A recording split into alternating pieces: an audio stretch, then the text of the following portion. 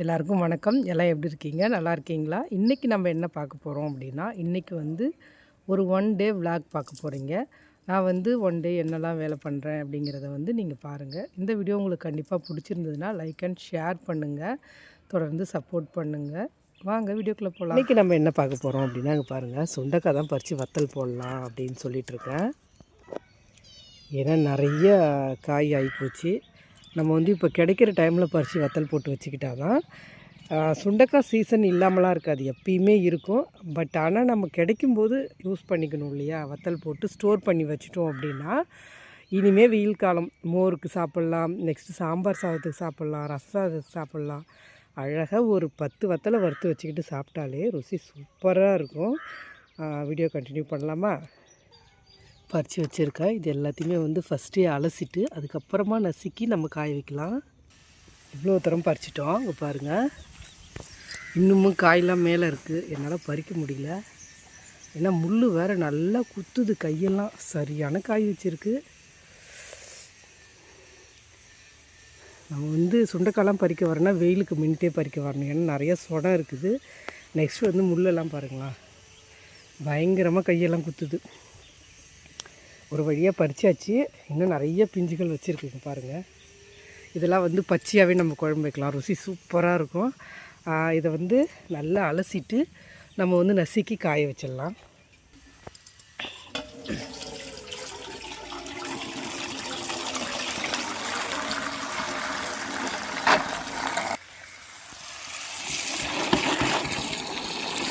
நல்லா ஒரு அழுக்கு அலசிட்டு, ஏன்னா கொஞ்சம் லைட்டாக மண்ணெலாம் பட்டுது இல்லை.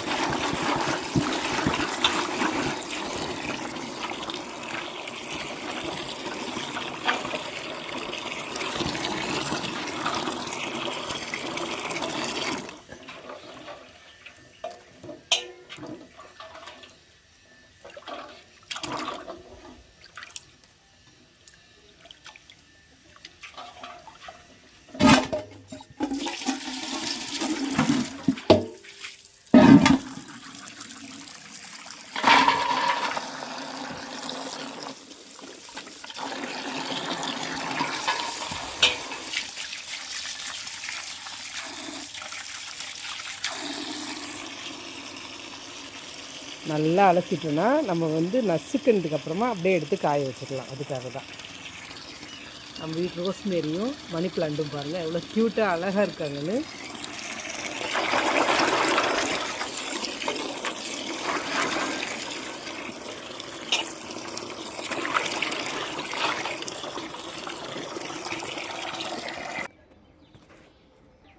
கொஞ்சம் நேரம் வெயிலில் வைப்போம், அப்போ தான் அந்த தண்ணிலாம் வடியும். அதுக்கப்புறமா நசுக்கி நம்ம காய வச்சிடலாம்.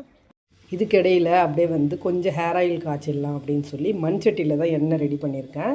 எண்ணெய் தேங்காய் எண்ணெய் சுத்தமாக ஆகிப்போச்சு. இதில் வந்து கருவேப்பிலை, மஞ்சள் கரிசலாங்கண்ணி, வெள்ளை கரிசலாங்கண்ணி, நெக்ஸ்ட்டு வந்து இங்கே பாருங்கள் கேசவர்தினி, அடுத்தது வந்து மருதாணி, கருவேப்பிலை எல்லாமே வச்சுருக்கேன். அது மட்டும் இல்லை, ரோஸ்மேரி வந்து நம்ம செடியிலேருந்து கட்டிங்ஸ் எடுத்துகிட்டு வந்து வச்சுருக்கேன். இங்கே பாருங்கள், ஏன்னா ஒரு லிட்டரு அளவு தான் எண்ணெய் இருக்கும் அப்படின்னு நினைக்கிறேன்.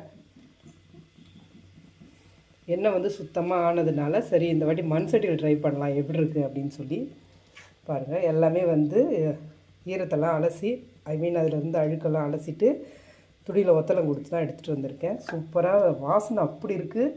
இன்னும் ஹேர் ஆயில் ரெடி ஆகிடுச்சுன்னா இன்னுமே செம்மையாக இருக்கும். போட்டு பார்க்கலாமா? மண் சட்டி அப்படிங்கிறதுனால நம்ம சிம்மில் வச்சுட்டு தான் செய்யணும், ஏன்னா டப்புன்னு பொங்கி வர்றதுக்கு கூட வாய்ப்புகள் இருக்குது.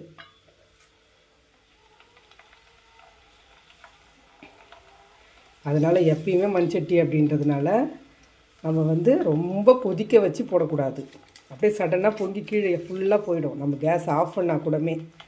அதனால் ரொம்ப கேர்ஃபுல்லாக செய்யணும். நெக்ஸ்ட்டு வந்து இங்கே பாருங்கள், கனக செண்பகம். நம்ம வந்து இறக்கும்போது கனக செண்பகமும் வெட்டி வேரும் போட்டு இறக்கும்போது வாசம் செம்மையாக இருக்கும். இன்றைக்கி வந்து சுண்டைக்காய் வத்தல் அப்படியே வத்தல் போட்டுக்கிட்டு, சுண்டைக்காவை வத்தல் போட்டுக்கிட்டு நெக்ஸ்ட்டு வந்து ஹேர் ஆயில் ரெடி பண்ணிக்கிட்டு, இன்றைக்கி மண்டே அப்படிங்கிறதுனால வீடு வாசல்லாம் துடைக்கணும். சரியான ஒர்க்கு. ஆனால் அதோடு இந்த வேலையும் நம்ம இன்றைக்கி இழுத்து போட்டு செஞ்சு தான் ஆகணும், வேறு வழி இல்லை. நம்ம வந்து நாளைக்கு செய்யலாம் அப்படின்லாம் விட்டுக்கிட்டே இருந்தோன்னா கண்டிப்பாக வந்து வேலைகள் இன்னும் அதிகமாகிடும். எண்ணெய் ரெடி பண்ணிவிட்டு நம்ம அதை ஆற வச்சு அதுக்கப்புறமா கண்ணாடி பாட்டிலில் ஸ்டோர் பண்ணிக்கலாம். சூப்பராக இருக்கும் வாசனை. இந்த மாதிரி ரெடி பண்ணும்பொழுது கிட்டத்தட்ட ஒரு 3 மாதம் வரைக்கும் நம்ம வச்சுருக்கலாம். அதுக்கு மேலாம் வச்சுருந்தா அந்த இலையோட இது வந்து சிகிடு வாசனை அடிக்கணுவாங்க பார்த்திங்களா, அந்த மாதிரி ஆகும். நம்ம வந்து சன்லைட்டில் எடுத்து வச்சா நல்லாயிருக்கும். அப்படி வைக்கலை, நமக்கு டைம் இல்லை அப்படின்னா சிகிடு வாசனை சீக்கிரம் வந்துடும். அதுக்காக தான். ஆயில் வழியாக ரெடி ஆகிடுச்சு. நெக்ஸ்ட்டு வந்து நம்ம வீட்டில் இன்குபேட்டர் வந்து வச்சுருக்கோம், அதையுமே செக் பண்ணிடலாம். பாருங்கள், டெம்ப்ரேச்சர் கரெக்டாக இருக்கா, எக்குலாம் வந்து கரெக்டாக இருக்கா. நெக்ஸ்ட்டு வந்து நம்ம கையை வச்சு திருப்பி விடணும். ஒரு நாளைக்கு 4 தடவை திருப்பணும். காலையில், மதியானம் 3-4 மணிக்கு அல்லது ராத்திரி படுக்கிற நேரத்துக்கு. இதை செக் பண்ணி முடிச்சுட்டு கரண்ட் கரெக்டாக இருக்கா, தண்ணி இருக்கா எல்லாம் பார்த்துக்கணும். அடுத்தது கொஞ்சம் ட்ரெஸ்ஸும் இருக்குது தைக்க வேண்டியது, அதை வேறு தைக்கணும். அதுக்குள்ளே நான் இந்த ஒர்க் எல்லாத்தையும் முடிச்சுட்டு அதையுமே தைச்சிட்டு மதியம் சாப்பிட்றதுக்கு வருவாங்க வீட்டில், அவங்களுக்கு சாப்பாடு ரெடி பண்ணி ஆகணும். இந்த மாதிரி பல வேலைகள் போயிட்டுருக்கு. இந்த வீடியோ உங்களுக்கு பிடிச்சிருக்குன்னு நினைக்கிறேன். கண்டினியூ பண்ணுங்கள். அப்படியே வீடு தொடச்சிக்கிட்டே இருந்தால் ரேஷன்லேருந்து கால் வந்தது, பொருள் வந்து வாங்கிட்டு போங்கக்கா அப்படின்னு சொல்லி. சரின்னு அப்புறம் எல்லா வேலையும் முடிச்சுட்டு அப்படியே ரேஷன் கடைக்கு ஓடி நின்னா சரியான கூட்டம்.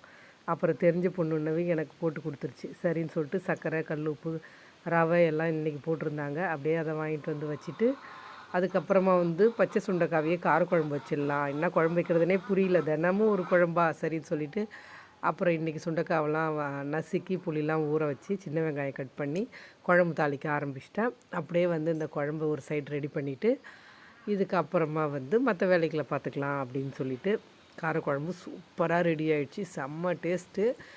இதுக்கிடையில் மற்ற காய்களையுமே நம்ம வந்து ஆஞ்சி அவிச்சு காய வச்சுக்கலாம். எப்பயுமே வந்து வத்தல் போடுறோம் அப்படின்னா பாதி வேக்காடு வேக வச்சு காய வைக்கும் பொழுது சீக்கிரமாக கெட்டு போகாது. அது மட்டும் இல்லை, தாளிக்கும் போது சூப்பராக இருக்கும் வாசனை. நம்ம வத்தலாகவும் தொட்டு சாப்பிட்டுக்கலாம், இல்லை குழம்பு கூட தாளிக்கலாம். கொஞ்சம் கொஞ்சமாக போட்டு நசுக்கி அதுக்கப்புறமா வந்து குக்கரில் போட்டு அப்படியே வந்து ஒரு 2 விசில் விட்டு எடுத்துடலாம். ஏன்னா நம்ம அவிச்சு காய வச்சாதான் கசப்பு இருக்காது. முடிஞ்ச அளவுக்கு வந்து எல்லாமே நசுங்கி இருக்கா அப்படிங்கிறதையும் கவனிச்சிக்குங்க. இங்கே பாருங்கள், இந்த மாதிரி எல்லாத்தையும் நசுக்கிட்டு காமிக்கிறேன். எல்லாமே நசுக்கியாச்சு. இதுக்கப்புறம் திட்டமாக தண்ணி வச்சு லைட்டாக உப்பு போட்டு நம்ம குக்கரில் வந்து ப்ரெஷர் போட்டுடலாம். குக்கரில் வந்து சுண்டைக்காவை நசுக்கி வச்சதில் வந்து சால்ட்டு போட்டு ப்ரெஷர் போட்டிருக்கோம். அதுக்குள்ளே நம்ம லைட்டாக சாப்பிட்டுடலாம். மணி ஆகிடுச்சு, ரொம்ப பசிக்குது. அது சுண்டைக்காய் காரக்குழம்பு இருக்கும்போது சாப்பிடாத இருக்க முடியுமா? செம்மையாக இருக்கும். வாங்க சாப்பிட்லாம். அதுக்குள்ளே ப்ரெஷர் இறங்கிடுச்சுன்னா கொண்டு மாடியில் காய போட்டு வந்துடலாம். எவ்வளோ சூப்பராக இருக்குது பார்த்திங்களா? செம. ஒரு விசில்லே சூப்பராக வெந்துருச்சு. இதை அப்படியே எடுத்துகிட்டு போயிட்டு நம்ம மாடியில் காய வைக்கலாம், இல்லை கீழே கூட காய வச்சுக்கலாம்.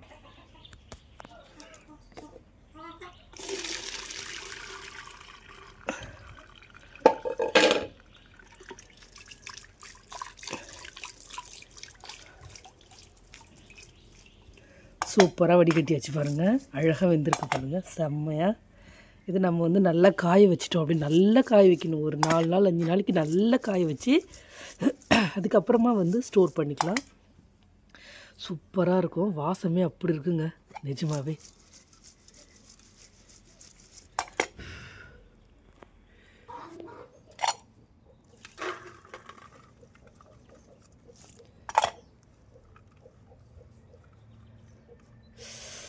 சரியான சூடு.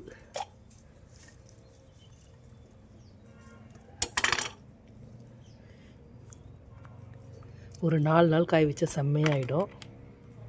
அப்போ பயங்கரமாக சுடுது. காய வைக்கலாமா? வாங்க.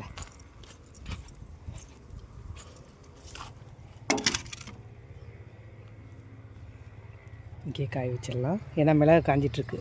ஒரு 2 நாளாக காயுது, இன்னும் காஞ்சிட்டு தான் இருக்குது. அப்படியே இவங்களையும் காய வச்சுருவோம். இந்த வீடியோ உங்களுக்கு பிடிச்சிருந்ததுன்னா கண்டிப்பாக லைக் அண்ட் ஷேர்.